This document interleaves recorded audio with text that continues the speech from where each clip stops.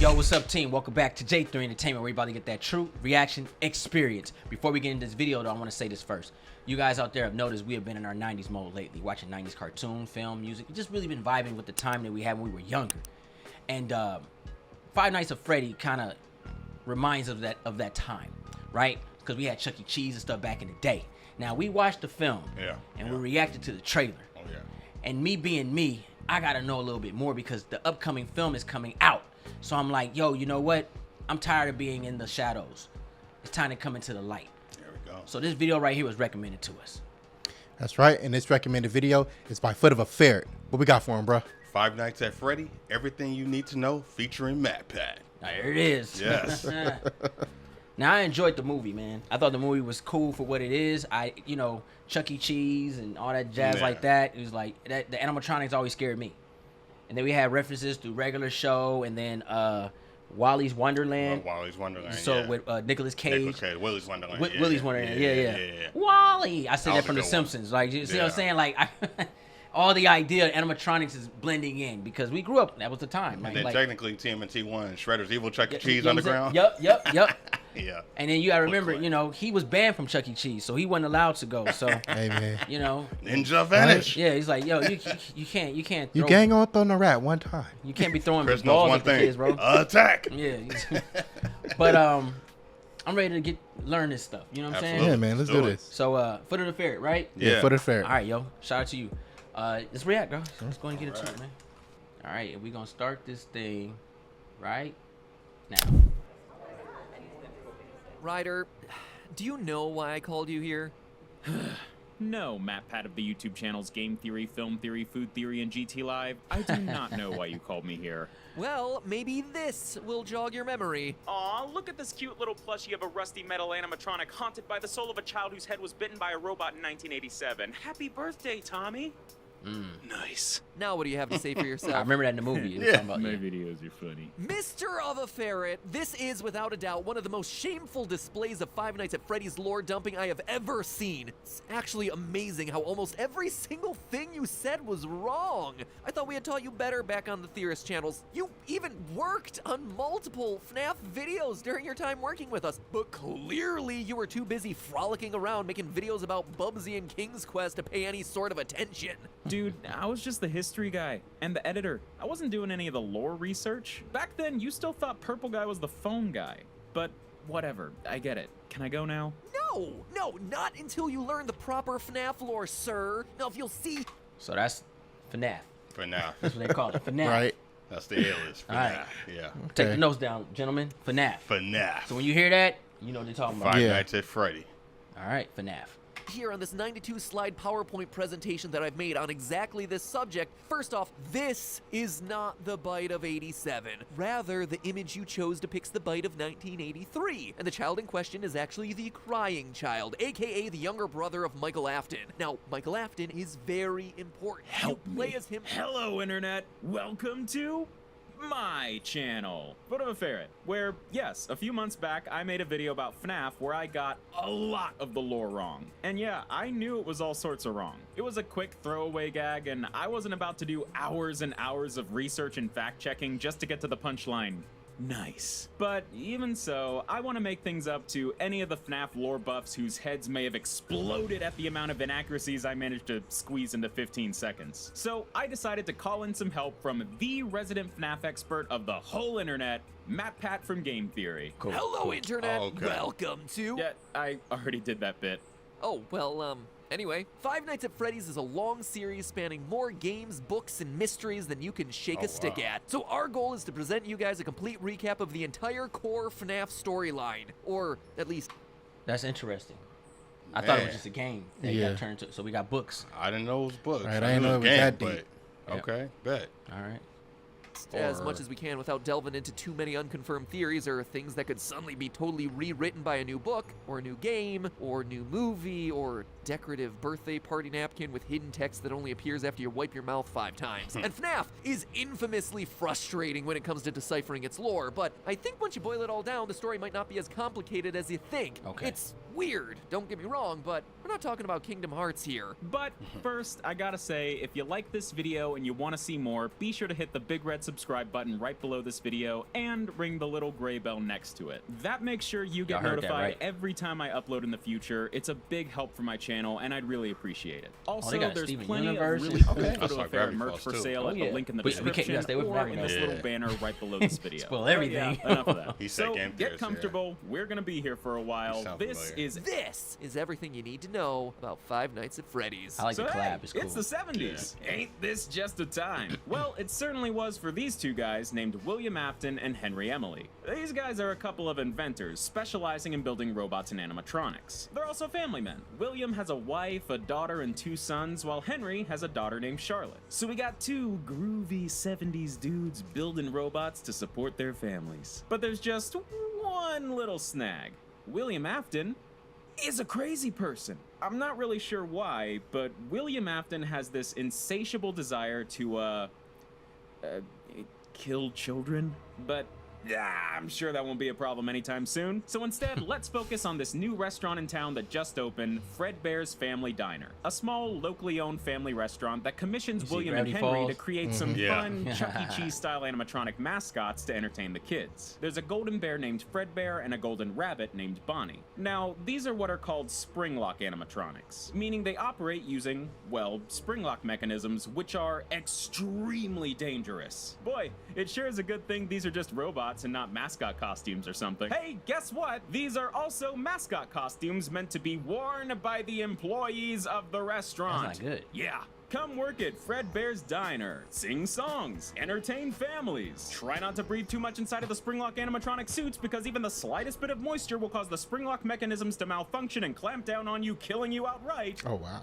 Cook Like it did in pizza. the movie. So despite Yeah. this gigantic safety hazard, Fredbear's becomes a pretty popular spot for birthday parties, attracting some real good business. But things start going downhill real fast. So one night, Fredbear's is hosting a birthday party, and one of the kids attending is Henry Emily's daughter, Charlotte. But during the party, Charlotte accidentally gets locked outside in this dark alley behind the restaurant. Suddenly, a mysterious purple car drives up and out steps William Afton, who kills Charlotte outside of Fredbear's Diner and gets away scot-free. William Afton, also known in the FNAF series as the Purple Guy, has Wow. claimed his first victim. Henry Emily has lost his Yeah. daughter, leading him to just kinda disappear for a while. And Fredbear's has its first of many deaths tied to its name. Besides being a horrible, sad, terrible tragedy, it's also a PR nightmare. And the owners of Fredbear's were just like, nope, we're out, and they bailed, took the money and ran, sold off the Fredbear franchise to new owners who pulled the flip job of the century to create Fazbear Entertainment. Not only did they get Fredbear's back on its feet, but by 1983 they've turned the franchise into a bit of a multimedia empire with a TV show, action figures, plushies, and most importantly of all, a new sister location,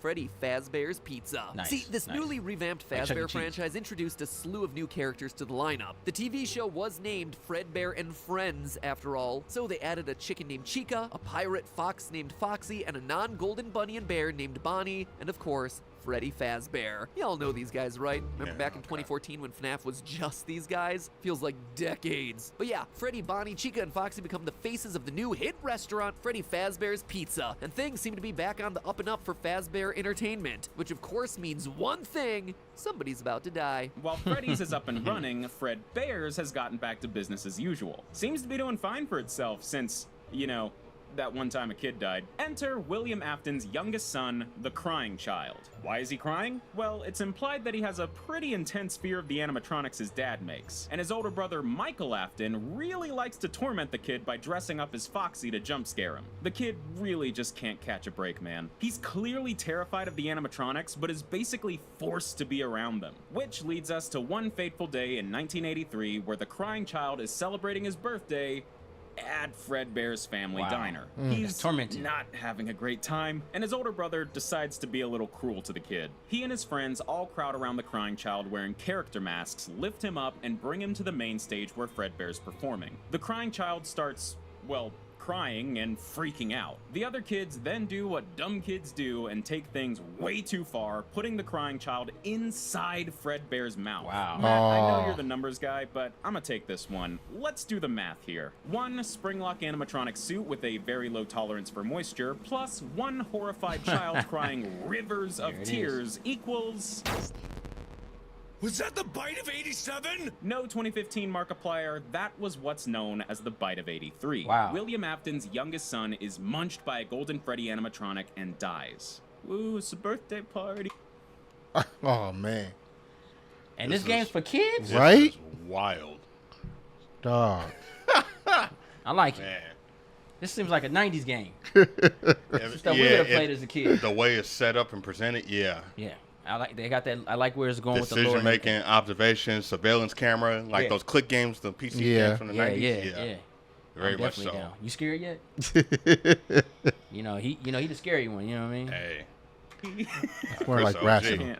Can I say that? I don't know if I can say that. In the wake of this, Fazbear Entertainment decides the Springlock animatronic suits are just too dangerous to keep using. Yeah. No, what gave you that idea? So our good friends Golden Freddy and Golden Bonnie are retired from Fredbear's Diner and sent off to the new restaurant, Freddy Fazbear's Pizza, to be stored in their safe room. And then in walks William Afton. Now, you'd think after William Afton lost one of his kids to an animatronic he created, he would take a step back, reevaluate That's low key karma. Yeah. You know what I'm saying?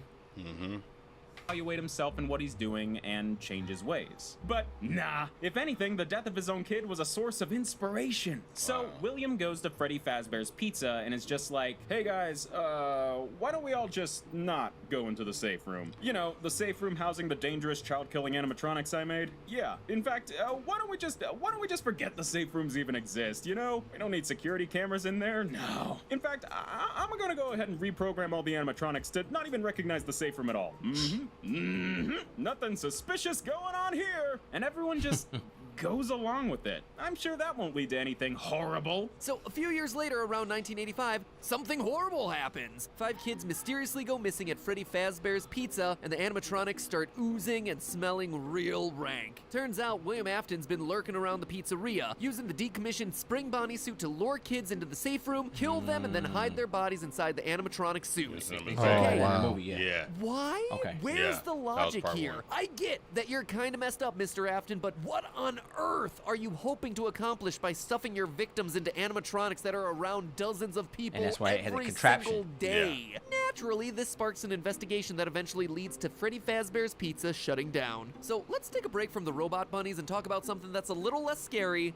Clowns. Yeah, really. See, while William Afton was going around killing kids, he still found time to develop some animatronics here and there. And when he wasn't building terrifying robot animals, he was building terrifying robot people. All of them had this creepy circus theme, like this ballerina named Ballora, this balloon boy named Balloon Boy, and most importantly, this little girl named Circus Baby. Afton also redesigned some of the old Fazbear crew to fit the circus vibes as well. All that, and he still finds time for his hobbies. How does he do it? These are the Funtime animatronics. Bright, shiny, happy. They seem harmless, right? Well, underneath the clown makeup were some interesting design choices. See, at this point, Afton has seen how effective his animatronics can be when it comes to helping commit his crimes. So he designed the Funtime crew with some advanced features that, to be frank, pretty sus, as if they're specifically designed to lure and kill children. I wonder what will happen. Wow. Now, the details get a little Bruh. fuzzy here, especially in terms of the timeline, but from what I can tell, the plan was to have these animatronics available to rent out for birthday parties and events, housing them in this crazy underground storage facility. In addition, some of these animatronics were set to become the face of yet another Fazbear sister location, Circus Baby's Pizza World, set to swoop in and fill the hole in the market left when Freddy Fazbear's Pizza shut down.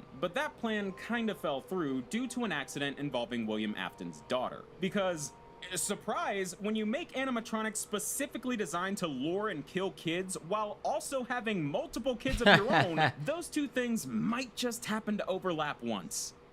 Or twice. So, right as Circus Baby's Pizza World is set to open, Afton's daughter gets just a little too close to Circus Baby and is attacked by a claw that was programmed to shoot out from her torso. This kills Afton's daughter and leads to Circus Baby's Pizza World closing for good on its opening day. Jeez. The Funtime animatronics are then packed up and like the sent kids- back into storage. I feel like the kids are doomed just because of their father's actions. Yeah.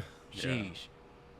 But they still move forward with the whole rental Generational service chaos thing, creating at this Circus point. Baby's Entertainment and Rental, meaning these guys are still ready and waiting to be rented out for your next birthday party. But hey, guess what? It's 1987 now. That's a great year. I'm sure nothing could possibly go wrong in 1987.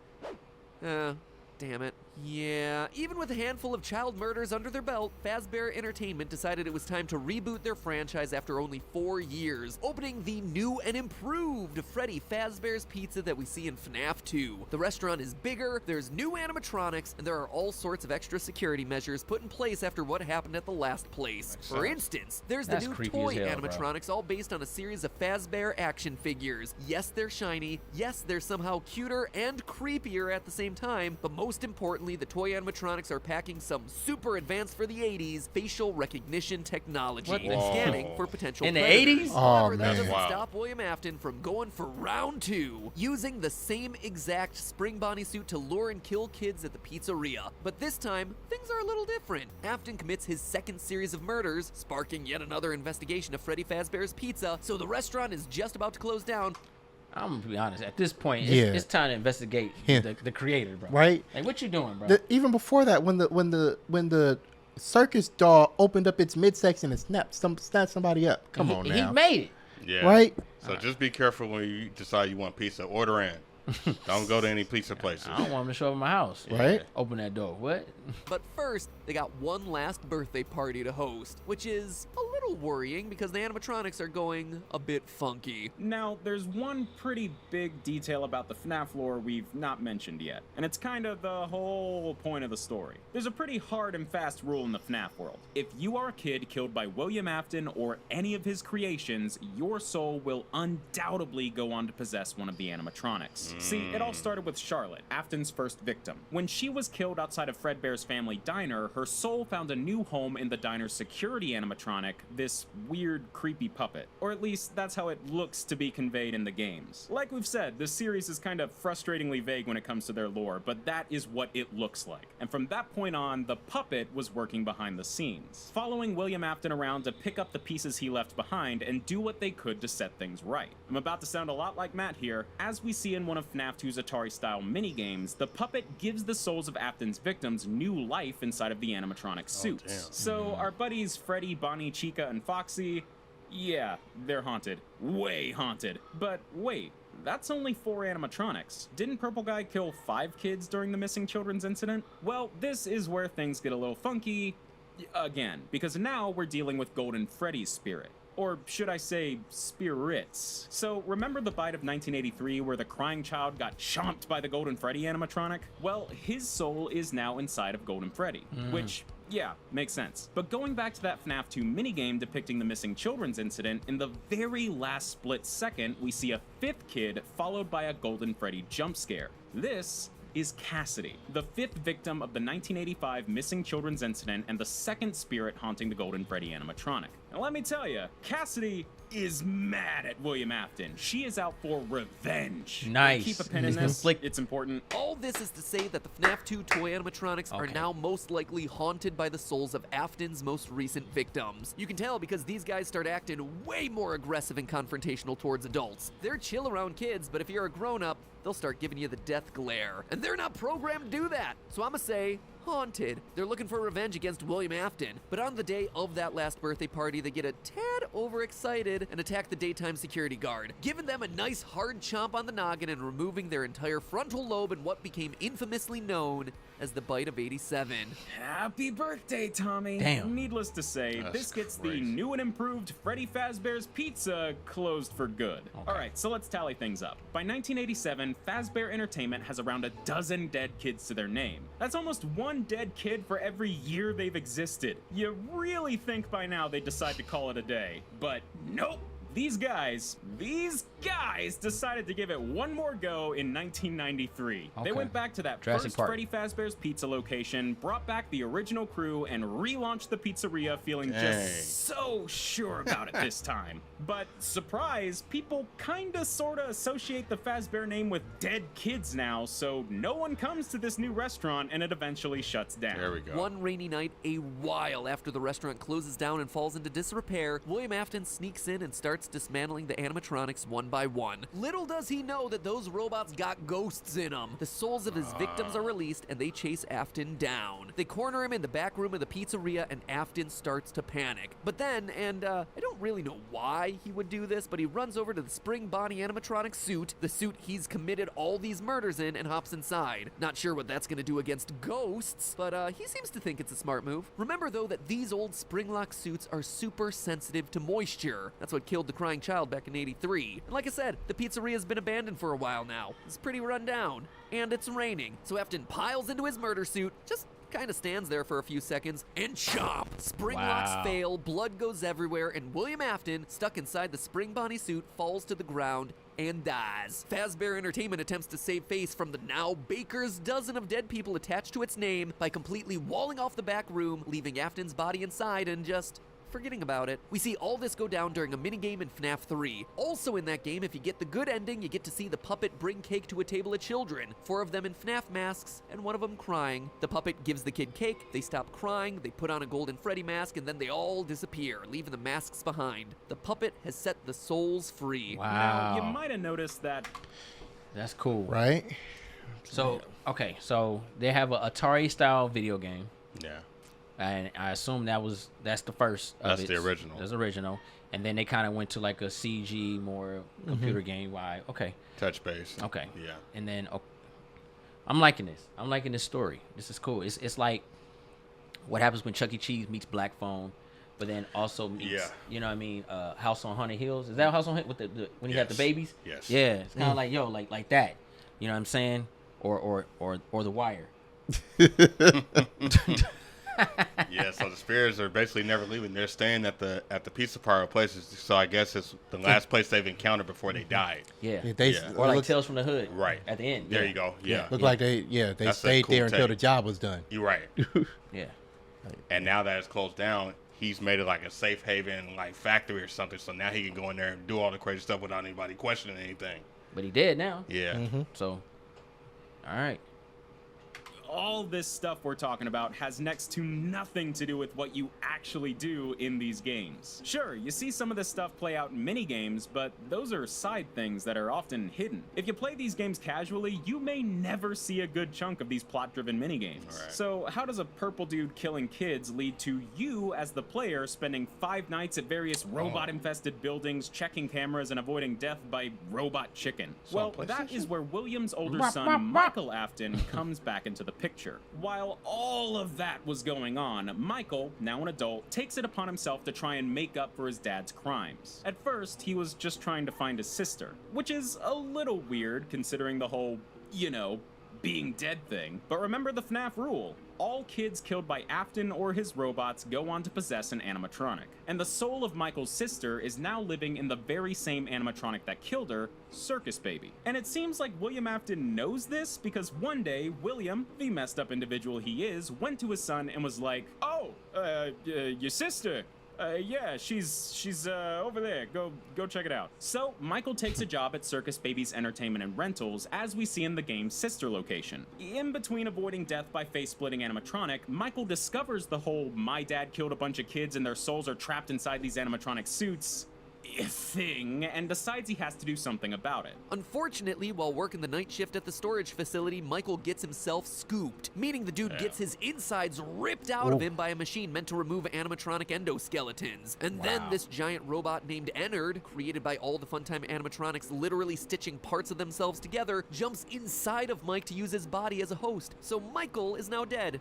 Kinda. He's like partially dead. He just kind of moves on with his life for a while. Robo bits jangling around inside his skin sack as his body slowly rots and turns purple. Oh, now he looks like dear old dad. Mike gets progressively worse until one day Ennard's just like, "Yeah, this place was cool at first, but kinda sucks now," and ejects himself from Michael's body. And Michael is pretty okay with it, actually. Yeah, somehow he is still alive. Not much else to do, but, you know, keep doing what he was doing before, I guess. Michael starts applying for gigs at all the various Fazbear locations that popped up over the years, with the goal of setting the souls inside the animatronics free. He lands nighttime security jobs at both the bigger 1987 pizzeria as well as the 1993 pizzeria, but is fired from both for tampering with the animatronics, to you know, save the souls of dead children, and for a general foul odor, because he is in fact a walking corpse. And all this comes to a head in Wow. FNAF 3 several years after the final closing of Freddy Fazbear's Pizza. The whole Fazbear name is destroyed, no doubt. But over the years, it became some kind of urban legend. So some random company decides to capitalize on this, creating a haunted house-style horror attraction called Fazbear Frights. The place is all decked out in Freddy Fazbear memorabilia, spooky atmosphere, everything's pee-pee yellow. They went the whole 9 yards with this place, including finding a real Fazbear animatronic salvaged from the walled-off back room of Freddy Fazbear's Pizza. Oh. Yep, William dad. Afton is back, baby! Undead, rotting, haunting his spring Bonnie suit, and stalking around Fazbear Frights as the monstrosity we all know as Springtrap. I guess living after death as a rotting purple corpse creature runs in the Afton family, but only after a certain age.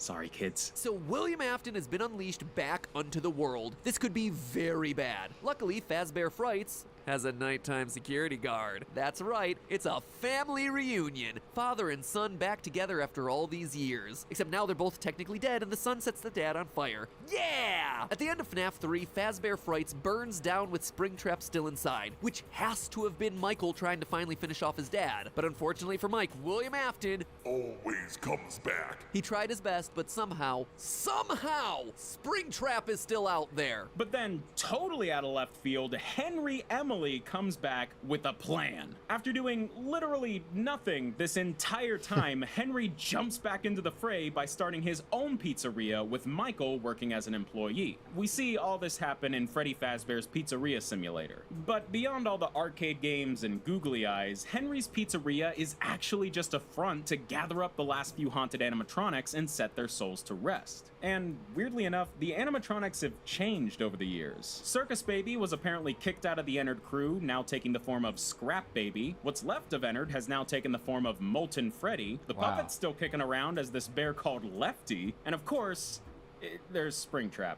Not much different about it, it's just Springtrap. Once the gang's all together, they're all incinerated, including Michael, and we hear the voice of Henry saying his final goodbye to the lost souls, his daughter, and his old business partner. But hey, would you look at that? William Afton is still alive! Wow. Okay, how the heck does this dude keep cheating death? Right? Well, that's all thanks to Cassidy, the vengeful spirit haunting Golden Freddy alongside the crying child. She's been out for revenge ever since the 1985 missing children's incident. And when I say revenge, I mean she wants to make him suffer. Just killing him off isn't enough. And at this point, William Afton should be dead several times over. Dude got impaled from all angles and burned to death twice. So, physically, it's not really that much of a threat Ain't nothing anymore. but Chucky. But Cassidy Yeah. keeps him alive to torture him, Supernatural. forcing him to live through a never-ending barrage of animatronic horror in his mind as we see in FNAF Custom Night. But that's just half the story, because now there's 2 William Aftons. Oh my god. Wait, what? Okay, Huh? follow me on this. Many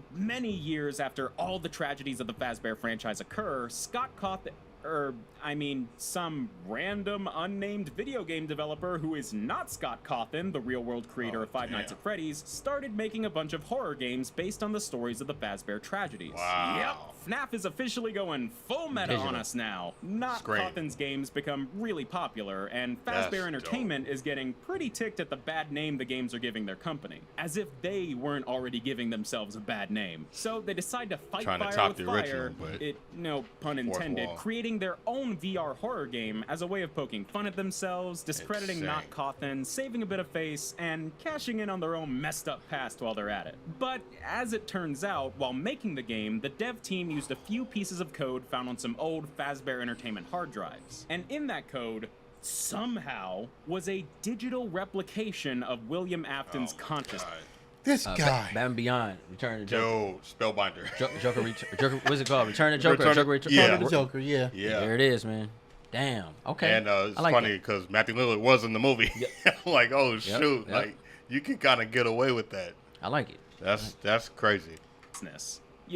Yeah, we're going there. This code manifested itself in-game as Glitch Trap, a yellow bunny mascot with purple eyes who, over the course of the game, brainwashed multiple beta testers to become little William Aftons in training. Alright, this is getting a little far-fetched, right? But it doesn't stop there. In the FNAF VR DLC Curse of Dreadbear, we see this whole William AI Afton mind-melding thing really take shape with Vanny, a reluctant follower of William Afton. We've not seen much of Vanny yet, but we know that she's someone who's played FNAF VR, was brainwashed by Afton, and is now working for him. Also, she wears a creepy bunny mascot costume just like Glitch Trap, and it's looking like Vanny is about to become a very important player in the FNAF story. Sometime in the near future, we're going to be getting ourselves the newest FNAF game, Security Breach. It's bigger, it's badder, it's constantly getting delayed. It's Five Nights at Freddy's Security Breach. I actually think it looks really good. And if the trailers and teasers are anything to go by, which they should be, in this game you're being hunted down by a killer bunny mascot with a woman's voice. That's Vanny. And until we see what all Security Breach brings to the table, that is where the story of Five Nights at Freddy's leaves off. I know it kind of feels like we just took a hard left turn right before the end there. All this talk of AI, brainwashing, and deadly VR games actually makes all the child murder and haunted animatronics actually look normal by comparison. But to me, this feels like we've reached the end of FNAF Season 1 and are entering FNAF Season 2. Wow. At this point, FNAF is wrapping up the story we've all been decoding and piecing together since 2014, and using it as a springboard to set up all the new insane stories that we'll be trying to piece together until 2028. The main FNAF story, the story of the haunted pizzerias, missing kids, purple people in the Afton family, is largely over. A couple of pieces of it are wrapping up in the books at this point, but really, it's just done. This is officially the start of not even a new chapter, but a new saga of FNAF stories, which gotta say, super exciting, because like, back in 2014, no one could have predicted that the creepy Chuck E. Cheese game would grow to become a massive multimedia franchise about a serial child murderer who can't die. Right. So now that FNAF is settling in on a new path, oh man, it could go anywhere, which means that I can't go anywhere. I'm stuck in it. I am stuck in this franchise until the heat death of the universe. Wish me luck. Well, Matt's gonna go and sulk in a corner for a little while, so let me just say thank you very much for watching this incredibly long video about the Five Nights at Freddy's lore. Believe it or not, there are actually a ton more intricate details and mysteries that we couldn't even fit in this video. So if you want to go even deeper into the lore, definitely head over to Matt's channel and check out his amazing FNAF game theories. Or if you want to hear me talk more about FNAF without going into the lore, because oh my god, I got that for you too. Thank you for being patient with me while I put this behemoth of a video together, and I'll see you next time. DFTBA. Nice, nice. Oh man. That was dope. So, Well, first off, I want to say I'm ready to watch the second movie now. Yeah. Because I was a little indifferent on the first one, but I did watch it, gave it a shot. You know, you can check that short out if you will. Just being a horror fan, there's a lot going on in this genre. Like, and I'm not just looking at like the movies though, but the concept of you got supernatural element in here, you got slasher, you got AI, toys, technology. It started out in the retro era, then it goes into the modern day. Like, and this is for kids and teens. This is a good gateway horror for somebody that's new coming in. Like, I'm interested. Yeah. And you know, it's still fun, but kind of lighthearted, and it's got some darkness in there. So I'm like, it's a lot going on. If you don't want to watch the movie, you can read the book, and if you don't want to do that, you can play the game. You know what I'm saying? You got different ways to interact with the IP. I like it. It's very interesting. I'm gonna say this. It's pretty different from the film. Yeah, the film story, the whole play out of the film was much different. Very similar to certain degrees, but very different. You know what I mean? Because it was only one owner of it. Yeah. He had his daughter, and then the brother lost his sister because she had got picked up by him, Willard. Yeah. So, you know, I mean, it was very different. But I'm confused though. What I'm confused about, I got to go back and watch the movie now because maybe his sister was one of the kids. Remember, she was one of the kids. Right. So maybe part 2 is going to break down the actual 1970 story. Right. So we might end up getting something like that. We were already in the present, so they skipped all that. We kind of was thrown in after, remember, because he said he killed the security guard. Yeah. And then he got the job as a security guard. Yeah. So maybe we just getting thrown in, you know what I mean? But it is different, but at the same time, it's very similar. I like this lore. I like this idea. And then they got to go into Matthew Lillard's character because he's the one that hired Josh Hutcherson. Yeah, I know. He's the owner. Yeah. Yeah. So he didn't fill him in. So that's the thing. So I definitely gotta go back and watch part 1. But I like the lore. I wanna get more into this, man. I'm in. Yeah. I got a lot of stuff to, get onto, man. What's up? This is kind of crazy to me. This purple guy got more lives than a cockroach. Like fire didn't work. Fire always works. Yeah, he's like Chucky, bro. He's like Chucky. Fire don't always work. Chucky set him on fire twice, bro. Came back. I guess against the rules. You are. It's like, yo. But like this is definitely deeper than I expected it to be. Moral of the story for me is stay away from animatronics. Yeah, I'm gonna have to go back to chicken sandwiches and let pizza rest for a while. Well, I don't think animatronics really exist like that anymore. That was something in earlier times. Everybody else is just digital. Man. But yeah, Something this to think about. Yeah, I mean, I'm a grown man. What am I looking at animatronics for? The heck? Right. Hey, would you like a pizza with a song? Past that. They full-fledged walking and talking now. You remember that video this Christmas when dude sings the Temptation Christmas song with his family and they're like animatronics? Yeah. He's like, Merry Christmas. He's like, yo, he does it spot on. I gotta find that video, but that shit is fire, bro. And his sister's like, That's great. Silent night. It's tight. But anyway, no, I like this, man. This is really cool, man. Nice dive in. I love the lore. We doing Warhammer 40K. Yeah. I wouldn't mind definitely really driving into this one. I think this one will get me more close to my kids with this one because Warhammer 40K. I know they not gonna really, they can't really get into that world That's yet. too much. That's too much. But I think Five Nights at Freddy work with them because it's like entry level horror to a degree. It's dark. You know what I'm saying? The setup is like, it's fair. You know what I'm saying? Yeah. So I think this is really cool for that. There's a lot of stuff I want to do, man. I mean, I look at it like this, man. Life's too short. Go have fun. You know what I'm saying? So just learn this stuff, man. Shoot, I ain't trying to just go have some fun. FNAF. I like that. See, I like fun. that. I learned. Have some fun. Yeah. So somebody can say, hey, do you play FNAF? I can't be like, what the hell are you talking about, bro? Nah, I know I exactly play what you're talking FNAF. about. Yeah, I do now. Yeah. But guess what? It's not about us. It's about y'all. Post your comments down below. Let us know what you guys thought about the video. And are you guys avid players of FNAF? I want to know. Is this your first time being introduced to it, just like us, to a fuller extent? And did you guys take a look at the film? I want to know how you guys felt between the games, books, and the film. Was you accepted of the outcome of the film? Sometimes book readers don't like games, and then the games don't like the books, and then the book guys don't like the way the movie did. It's always a conflict. When you have that multimedia, there's always. Talking about. Yeah, I'm guilty of it. Both of y'all are. Yeah, because I read, I play, I watch, I read. Yeah, so he didn't like the Devil May Cry. Yeah, he didn't like the remake of Percy Jackson. And then yeah. So I'm excited for a new Running Man though. For me, I take it like it is. It's media. You know what I'm saying? As long as it makes sense and your storyline, I'm good to go. You know what I'm saying? That's fair.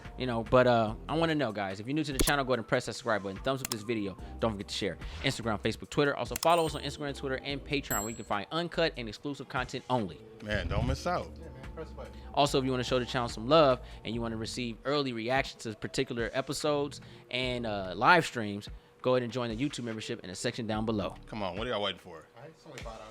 I'm J3. We're on the show. Ninja Assassin. Road to 100,000 subscribers.